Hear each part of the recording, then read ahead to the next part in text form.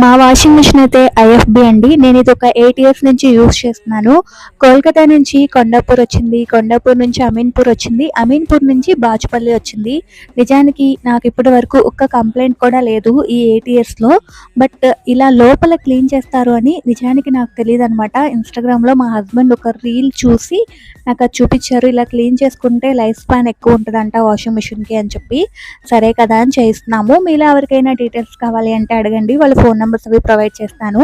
ఇక్కడ మనకి high pressure water pump ఉంటుంది కదా, దాంతో అయితే ముందు ఇలా చేస్తున్నారు.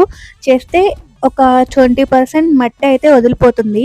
మనం ఎంతసేపు టబ్ వాష్ చేసుకున్నామా, బయట నీట్గా పెట్టుకున్నామా, కవర్ వేసుకున్నామా అని అనుకుంటాం, కానీ లోపల ఇలాంటి క్లీనింగ్ సర్వీస్ ఉంటుందని నాకైతే తెలీదు. సో నాకేమైనా కొత్త విషయాలు తెలిస్తే నాకు మీ అందరికీ చెప్పడం అలవాటు. సో అందుకే నేనైతే ఈ వీడియోలు చేస్తున్నాను అనమాట.